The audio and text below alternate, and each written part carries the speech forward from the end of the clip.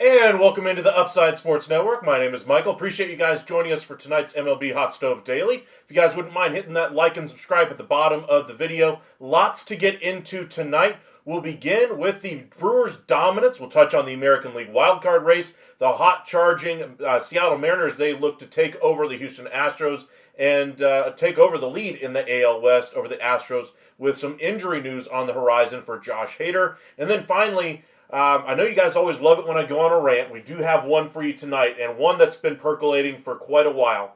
I am absolutely sick and tired of hearing about major league hitters talking about their A swing. We're going to get into that and much more next here at the Upside.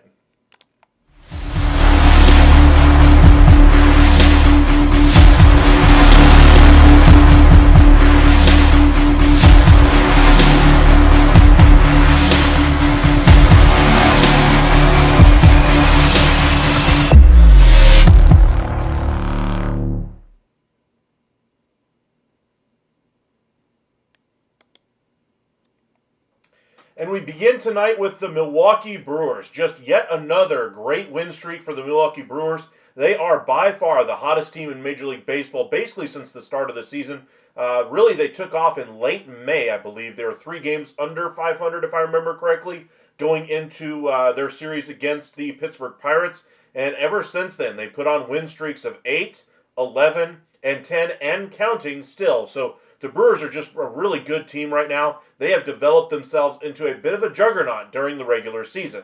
Now, there's the caveat. Every team, everybody out there wants to say, this is just the same old, budget ball club that's just going to have a great regular season and then not going to have enough when it comes to October. Well, they may end up being right. Now, I honestly am not completely in that camp, but I am trending that way. I believe that this Milwaukee Brewers team is a great team for the 162.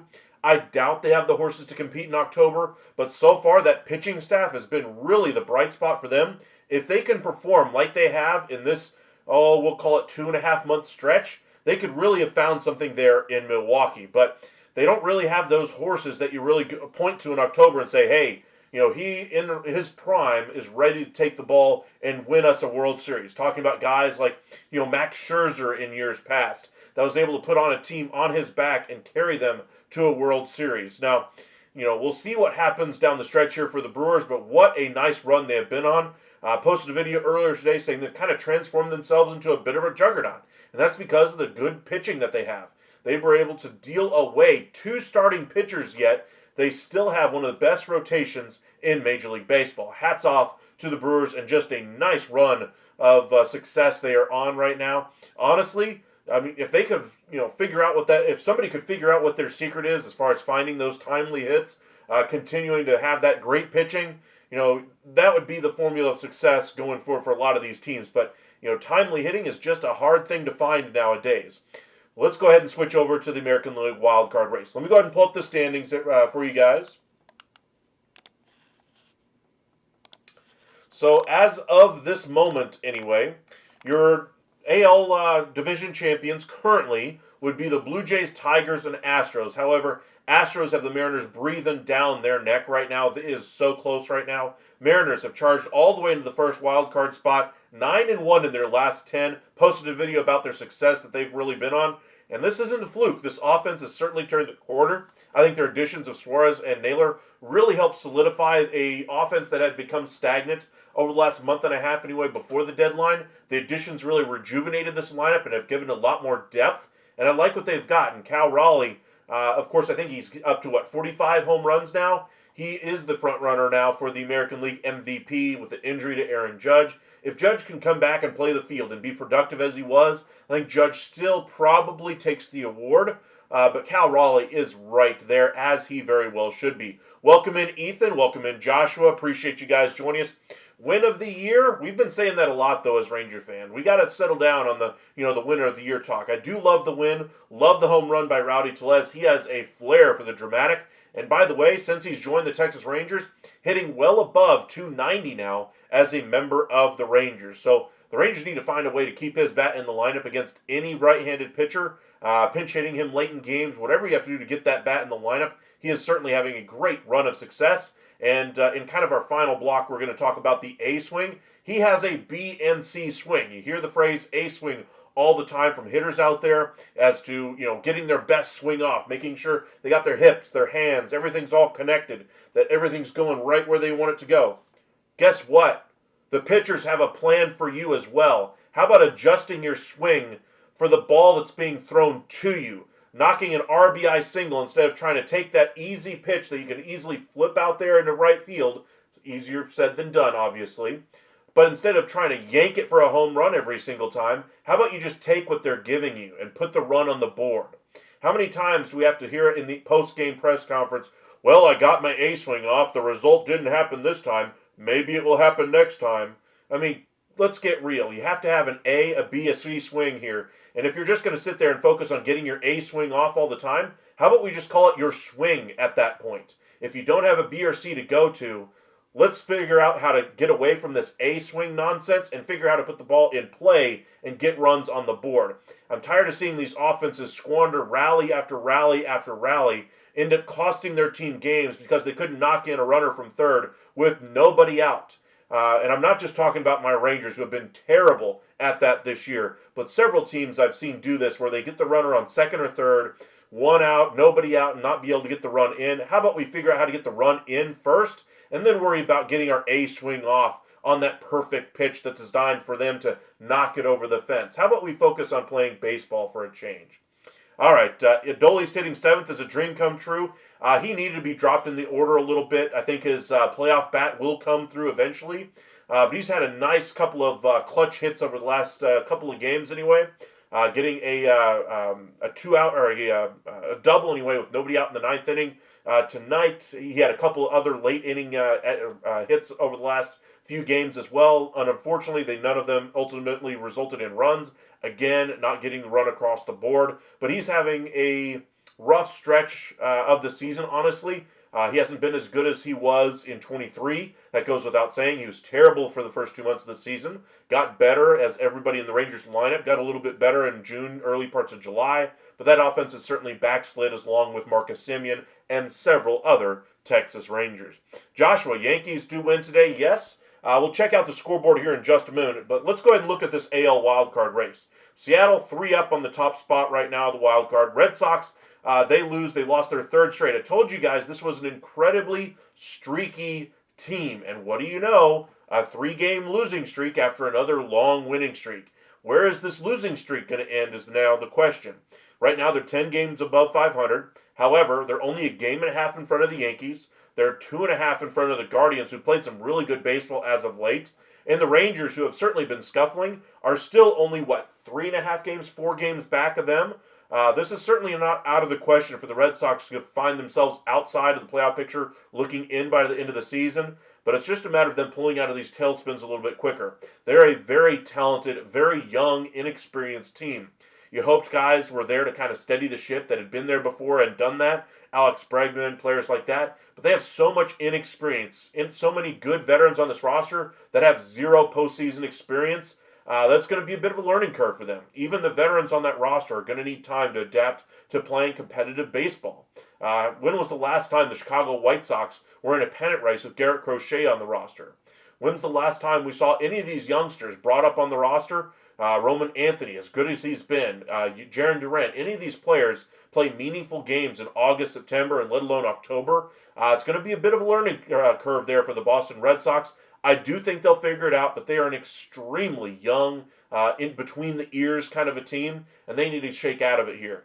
A 3-game losing streak here isn't the end of the world, but the streakiness is all signs of a young team. They're going to have to grow here on the fly, or grow fast here on the fly, and learn as much as they can and solve those issues as we round out the season. Yankees continue to struggle, but they do get the win tonight. It's 3-7 in their last 10, but lots of questions right now about Aaron Boone, about that bullpen. Did they do enough at the trade deadline? Is Aaron Judge going to be able to come back and be the impactful player that we all hope he will be? Lots of questions here for the Yankees. I still think they find their way into October, but I certainly have my doubts right now. Aaron Boone, I don't think he should be fired as manager. I do think that the guy buying the groceries is the guy that ultimately should pay the price for this one and should have decades ago at this point. But that's water under the bridge at this point. Cashman went out there and did it again. And I do like the additions that they made. I like the additions in the bullpen. I like the additions that they made as far as the roster, kind of diversifying the lineup a little bit, bringing in a Caballero, giving them a speed element, kind of solidifying some weakness against left-handed pitchers. Like Aaron Boone's influence on Cashman on those moves specifically brought those guys in. Obviously, you'd love to have them in the lineup as opposed to both of them being on the injured list right now. But those are moves that I think would have really been a difference maker for the Yankees down the stretch. We got about a month and a half until the end of the year. It's going to be interesting to see how the Yankees wrap up their season and how healthy Aaron Judge is should they get to October. Welcome in, Jose. Appreciate you joining us. Yeah, like bunt with Young or Simeon, or pinch hit Haggerty to bunt for Young if Young can't bunt.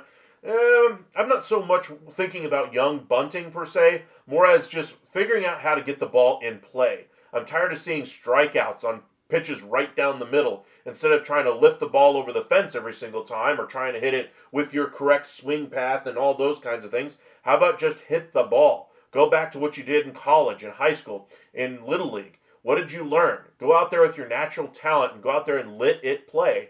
You're not going to, pull the ball over the fence every single time.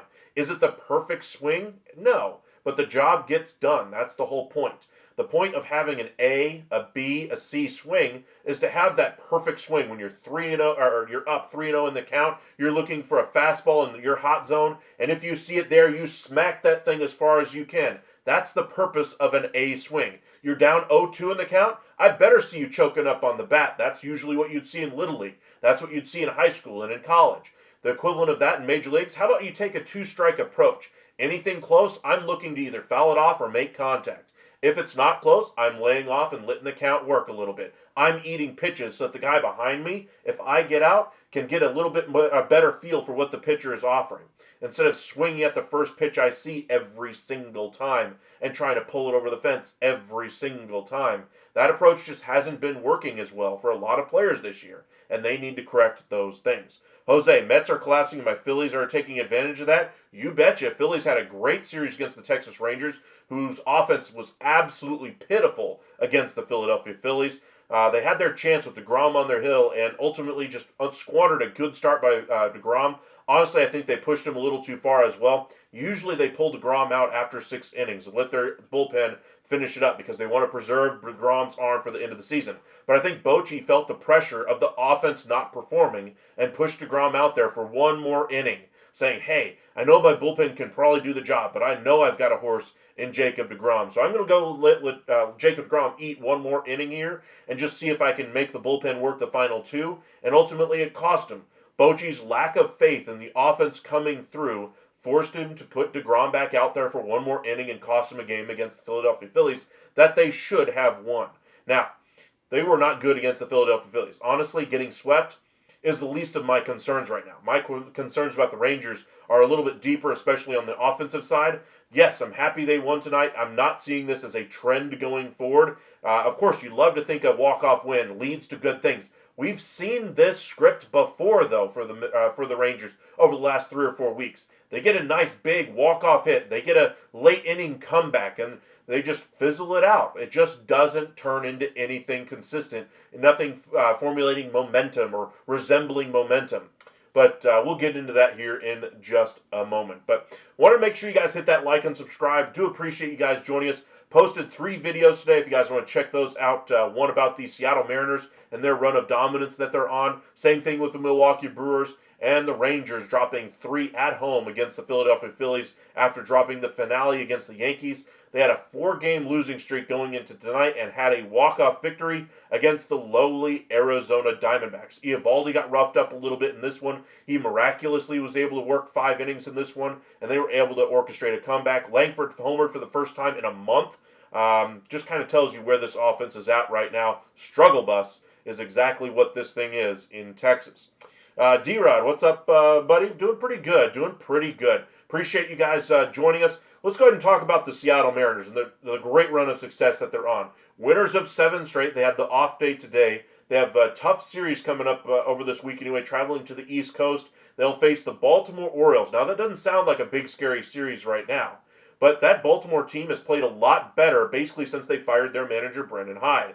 Whatever it is, whether it was the manager, just giving them a nice kick in the rear, whatever the case may be, Baltimore's been better. But the Mariners should still roll in that series as far as I'm concerned. The pitching is still not good enough for the Baltimore Orioles. The offense for the Mariners should be enough to overcome that team. But it is going from the West Coast to the East Coast. You never really know with a team like Seattle with the travel, how it's going to really affect them. So they've got their hands full today, or they've got their hands full tomorrow anyway, with that series against the Orioles. And they play another East Coast team, I believe, after that on their East Coast road trip. So all eyes on the Seattle Mariners. They're right on the heels of the Houston Astros right now, who got a much-needed win today over the Boston Red Sox. That streaky team in that wild card spot, like I mentioned. The return of Alex Bregman to Houston as well was there. Drama, I think he had a home run in that game as well. But the Mariners certainly playing great baseball. You look at their run differential, it's starting to improve. The pitching is coming around for them, getting a little bit better, finding some results anyway. But right now, they're just finding ways to win, however it is. I mean, Josh Naylor, who knows if he's going to steal another base. I mean, he's stolen so many bases since he's joined the Mariners. It's kind of crazy. Just check out his steals numbers since he joined them. As a Yankees fan, I wouldn't be bothered if Raleigh won the MVP, but still rooting for Judge to get it. I do think Judge will ultimately get it if he does come back here and play in the outfield the remainder of this season and holds down that position, puts up similar numbers to what he did before. I think he will still end up getting the MVP. Cal Raleigh, though, absolutely deserves to be in that conversation.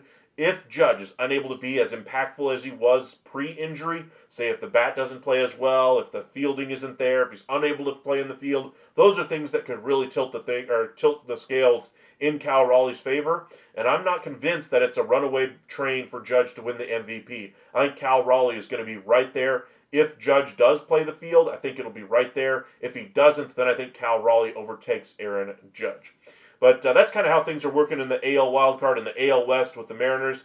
Really do appreciate you guys joining us this evening. Now with the trade deadline behind us, we're going to get into a lot of the postseason run-up here. We're going to get a lot into the free agency predictions and a lot into winter meetings coverage as well, getting you guys geared up for free agency this offseason. But I wanted to conclude tonight's video with a little bit of a chat about the A swing. Who says no? Extend Langford 7 years, $111 million. I think Langford says no to that one. I think Langford sees that he's got more potential there. I think the Rangers probably would have hesitation about offering that, but I would probably do that deal, honestly. That's a pretty fair number. Roman Anthony got, 8 years, 130? Langford's already got 1 year under his belt. He's got a player of a month under his belt. I think you'd be looking for a little bit more money. Cobra, Padres about to be 1 game back from first. Padres are playing some great baseball. We haven't talked a lot about the NL on that side of things, but looking at where they are right now, let's see. Padres, let's see. Dang. They aren't far behind. You're right. They're right there, and they're playing strong baseball right now. All right. But I wanted to get into this A-swing chat here a little bit. every single interview after the game, I'm tired of seeing hitters, major league hitters, going to the press post conference or to the press conference after the game, talking about how well they tried to get off their A swing, and if they do their A swing right, every single time that the odds will work in their favor. They'll get the hits, they'll get the results that they need. And when they do get the success, then they credit the A swing for it, but yet they don't credit the A swing for the failure in those spots as well. You know what they don't talk about in those press conferences? Their B swing, their C swing, the ability to adapt to the pitches that are being thrown to them. And yes, the whole point of the A swing was to get your best swing off when you're 3-0 in the count and being able to knock the ball over the fence. But the fact that there is an A swing means you also have to have other tools in your toolkit. How about being able to knock somebody in from third base with less than 2 outs? How about a sacrifice fly just to get the ball in the air to score the runner from third? How about just moving them over from second to third with with nobody out, getting that runner over to third base, hitting it on the right side of the infield? That way you get that runner over to third base by whatever means are necessary. Or even laying down a bunt. Those are obviously things that have gone by the waysides in Major League Baseball, and the Texas Rangers are probably the worst case of the A swing that I've seen at any point ever in Major League Baseball. I'm sick and tired of hearing players go up there and say, I got my A swing off and I'm going to get the results. Well, guess what, buddy? The results have been, since you won a World Series, buckets when you get out there and perform on the offensive side of things. The offense was terrible for them last year, and yet they had difficulty with the high fastball. They go out there and try to adjust to solve those issues this offseason by bringing in Peterson, Berger, Higashioka. How has that worked out for the Rangers? Have they solved their issues against the fastball? No. The one thing they tried to solve this offseason was their issues against one specific pitch, the high fastball. And they did none of that. None of the guys that they brought in, that were brought in specifically to help out with those issues, have solved it for the Rangers. So the next time I hear somebody talk about the A swing, here's what I would love to hear a reporter say. Hey, I know you said that you were hoping to get off your A swing and that your results will be there, but this has been an extended period of lack of success in these situations. What would happen if you didn't try to get off your A swing? Do you have another tool in your tool bag to be able to go out there and get the runner across the plate, to get the run in from third base? Now, obviously, they're not going to be that confrontational, but the point is the same. Do you have other swings, or do you have other tools in your toolkit to be able to get that runner home? And the last thing I want to see is another victory from another team that just is able to win by 2-1 when they were not the better team in the game. Say they get out hit 9-2 in the game. The final score is 1-0 or 2-1. And yet you had so many runners on base, and so many times you got to third base and unable to get that runner home. At a certain point, it's not about the unfortunate success or failure of the luck of the BABIP rate, your batted ball luck. It's not about how often you're getting it into play. It's just a matter of fact that you're not doing it effectively. You get a ball that's a guy that knows you're trying to hit it or pull the ball over. Marcus Semien is a perfect example of this. He's notorious for trying to pull the ball to the left side of the infield or over the fence to the left side. His pull side, he's very pull side dominant. Anything inside, he's going to hit pretty hard. And so what have pitchers done this year? They've thrown him almost every single pitch off the outside corner or on the outside part of the plate. Nothing is coming inside to Marcus Semien because that's his hot spot. So pitchers are smart. They see hot zones just like hitters do. They know what pitchers are trying to do to them. They know what hitters are trying to do back. And so pitchers are looking at Marcus Semien and saying, hey, throwing him outside, he can't hit it. And so what happens? Marcus Semien rolls it over every single time, double play ball to shortstop, rolls it over to third base, can't advance the runner from second to third with less than 2 outs. Now tonight, he actually had a 2-strike approach. He was able to get the ball in the air into center and advance the runner to third base. That's the first time I've seen him do something like that in months. And Marcus Semien got a lot of praise for raising his batting average from late May until the early parts of July. But he is certainly in the downturns of his offense right now, and getting those small little victories there are what he really needs to be focusing on. Trying to get the runner in from third base with less than 2 outs. Trying to advance the runner to get him into scoring position or get him even a sacrifice fly away from scoring. Players like that, or players that are struggling, like those kinds of things, need to solve those issues first. And the last thing I want to hear in a post-game press conference when you lose 5-4 after stranding a runner on third base 4 times in 9 innings and not getting that run home, the last thing I want to hear about is, well, we just didn't have a lot of luck. I got my A swing off. It'll better luck next time. We'll get him next time. Sure, positivity is one thing, but continuing to do the same thing over and over and over again, expecting a different result, what's that the definition of? Insanity. I mean, how many times are we going to see them do the same thing over and over and over again and not adjust to the play in front of them? I love Brett Boone coming into the Texas Rangers clubhouse. I think he brings a breath of fresh air into the analytics department that's really kind of taken over there. I know Chris Young is all about the analytics of the sport, and he does a great job of that, helping out the pitching staff. But he does not know hitting very well, and that's been very evident since he's taken over as GM and now president of baseball operations for the Rangers. Now, he brought in a couple of guys that he trusts to run the baseball side of things for the hitters and that kind of a thing. Nick Hundley has a position in that front office now. A couple other major leaguers have some experience on that kind of thing. But I would like to see them try to get the ball in play a little bit more and try to focus a little bit less on developing their A swing. And how about we develop a swing that can hit all kinds of pitches? Yes, they're developing this A swing from their minor leagues on up to try to get to the big leagues because they think hitting the ball over the fence is how they're going to make their money. Well, guess what? If you can't hit the ball over the fence, or if you're a guy that's going to hit 250, 260 as a pull hitter with not much power, you're not going to stay in the big leagues very often. And that's in your minor league numbers. When you get to the majors, that 250, 260 average is going to plummet down to about 220, 210, and then you got nothing but struggle bus. And so for the Rangers or any other team that's out there preaching about the A swing, I just got one question. Do you have any other tools in your toolkit to be able to advance the runner, to be able to have success in Major League Baseball? All right. That's enough of a rant anyway about the A swing. I'm just sick and tired of hearing about it from major league teams about, oh yeah, the success will ultimately follow. Well, it hasn't, and the Rangers have tried this, bashing their heads against the wall for about 2 years now, and it hasn't worked. And it's time for a change. Brett Boone coming in, I think, helps start that change, that they're starting to understand that there's other ways to drive in runs rather than just getting off your A swing. And I think Brett Boone is also a student of the A swing as well to a certain extent, but he's at least going to teach them a little bit more of a two-strike approach than I think anybody on that Rangers clubhouse currently was doing. So we'll see what happens. I would like to see this A swing talk go away. I'm honestly just tired of it. I'm tired of seeing teams continue to try to point to that as the excuse as to why eventually the results will follow when results haven't followed now for 2 years. And we'll have to see if teams will learn from their mistakes. That's all we can really hope for.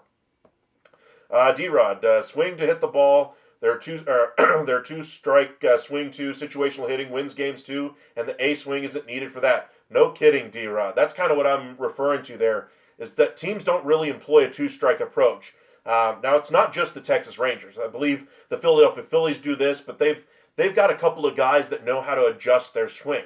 I'm not saying that every single player in your starting lineup, 1 through 9, needs to be the exact same type of a hitter. There's a reason why you have a Rowdy Tellez in your lineup and a Evan Carter in your lineup and a Corey Seager. Corey Seager's an ultra-aggressive hitter, but to have a guy in that lineup that takes a lot of pitches like an Evan Carter balances that out a little bit. That's why you have a righty and a lefty to be able to balance out the lineup a little bit. It takes a little bit of give and take. Having a right-handed first baseman like Jake Berger to pair with Rowdy Tellez, who's been fantastic as a Ranger. Great things there. But you have to be able to follow through on the success of that. Just by having an R next to your name or an L next to your name does not mean you're going to have success against a certain pitcher that day. You still have to be able to attack the pitches that are thrown to you. And if I'm Marcus Semien and I know they're throwing me off the outside corner every single time, guess what? I'm going to adjust my swing to be able to hit that pitch for a base hit. And you know what's going to happen? That pitch that's off the outside corner by just a hair that I'm serving out there into right field for single after single after single, now they're moving that pitch a little further off the plate. And now they're walking me left and right. Now the guy behind me is getting RBI opportunities all the time because I'm advancing the line.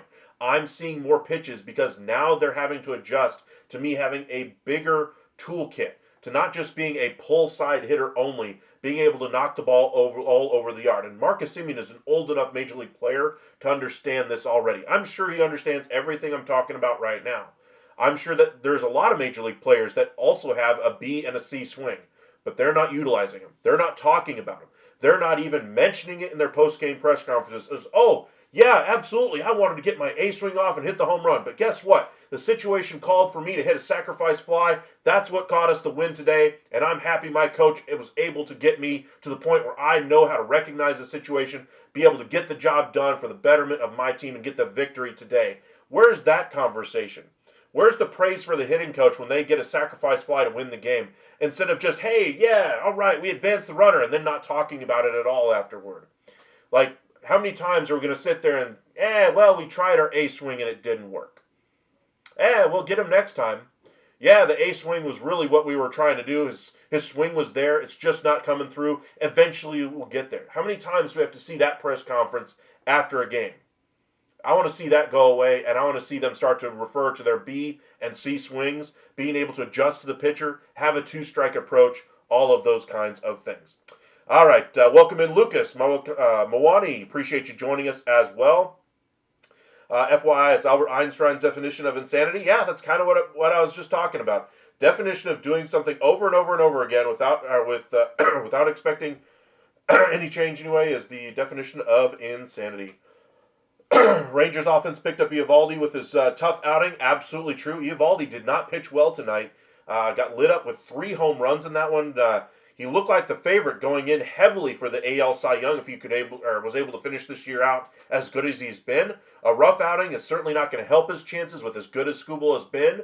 But the Rangers picked him up tonight. They got a win. They were able to get the win because Rowdy Tellez, lifted them up. Wyatt Langford hit a home run for the first time in a month. Corey Seager looked like the old Corey Seager again. Some good signs for the Rangers offense. I'm not convinced that they solved their issues, but good win. Really love Rowdy Tellez's addition to this ball club. The sad thing is when Evan Carter comes up, my question is who goes down? Because, you're not sending down Haggerty right now. You're not sending down Ezekiel Duran because he's kind of your positional flex. As much as all of us would probably send Ezekiel Duran down before Rowdy Tellez, Zeke's not going down. That means Rowdy Tellez is probably the odd man out, and that's just a tough spot to be. Evan Carter is about to begin his rehab assignment. He'll be back in a week. I really love the addition of Rowdy Tellez to this lineup. Maybe they take an arm out of the bullpen. Right now, I don't think they will. I don't think they're going to do that. I think they've already took another arm out of this bullpen as is with the additions that they made at this deadline by sending down Watts and Bosley. They still have Corvello. Maybe that would be the change there. But then you're another arm short in the bullpen.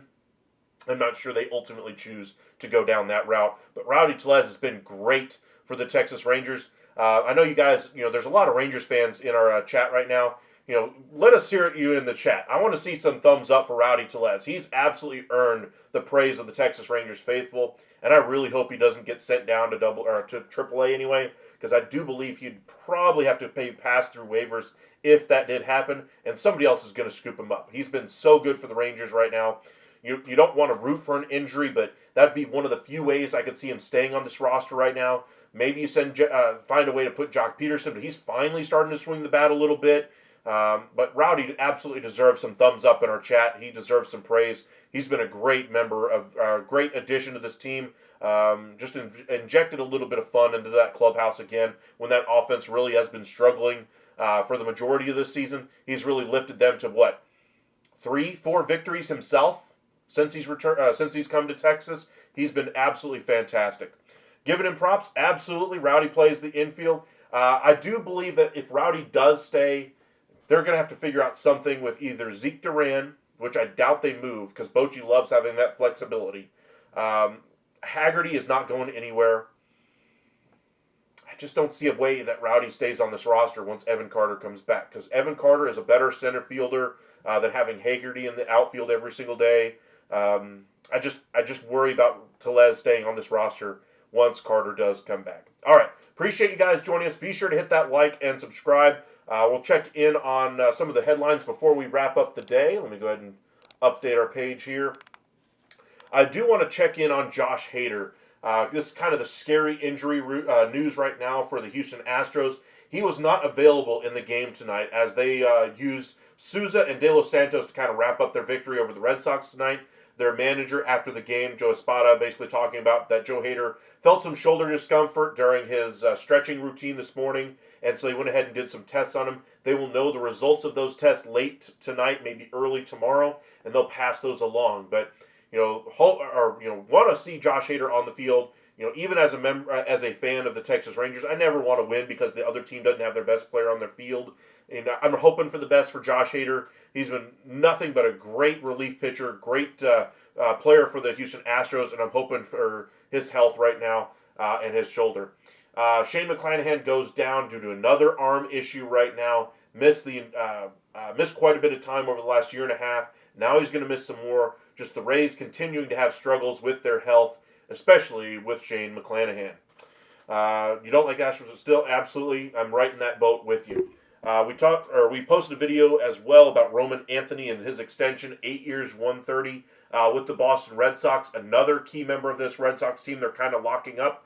Reminds me a lot of the way the Atlanta Braves locked up a lot of their positional core with Ozzie Albies, Acuna, Riley, Olsen, Harris. All of those guys were all locked up. Darno, Murphy at a period of time. And then they traded away Darno at one point. But they went out there and they extended their guys early and tried to keep them around through a couple of years of their free agency. And that's what they did with Roman Anthony, buying a couple of years of his free agency. There has been a lot of conversation around the Texas Rangers about signing Wyatt Langford to a similar deal that Corbin Carroll and now Roman Anthony got. I think his price just keeps going up the longer he waits to sign that contract, because I think it's going to cost him a lot more since he's a little closer to free agency than those other guys were. But Wyatt should get a pretty nice number here. I do think he will sign an extension at some point. I just think it might be a contract that might be a little unconventional or a little bit unpalatable anyway for the Texas Rangers early, because he hasn't quite lived up to that contract yet. He has the potential, looks like he'll get there, but he's certainly not risen to the second best player on this team yet, behind a Corey Seager. That's what I was expecting for him after his great September last year. That hasn't happened yet. September's coming. Maybe he's a late season performer. We shall see. Hit the big 3-run home run tonight, but hopefully good things are incoming for Wyatt Langford. All right.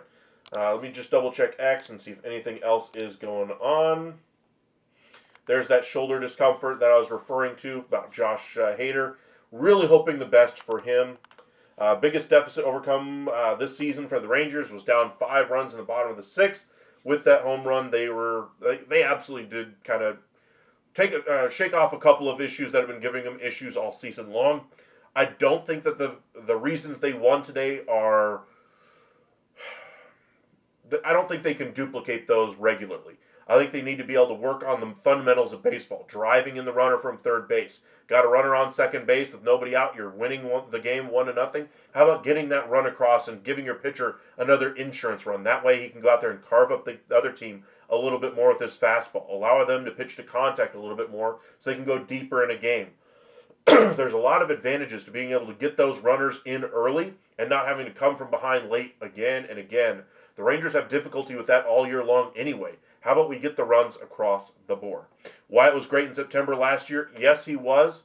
I think his OPS was, 1,100 or something like that. I think his slug was 650 or something along those lines. 6 home runs in September.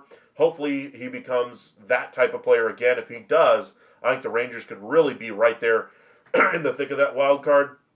With their sweep against or being swept at home by the Philadelphia Phillies, and then trailing 5-0 in this game to the Diamondbacks, it didn't look good early. And I thought if they had lost this game, this would be a lot more telling than the losses that they had to Philadelphia. But the loss specifically to a team that's literally just circling the drain right now in the Diamondbacks. If they had lost this game, the chances of them getting to the postseason would be very, very slim. I think they still need to go out there and win both of these upcoming 2 games. Understandably, sweeps are hard against any Major League team, no matter how good or bad they are. Sweeps are just hard to do.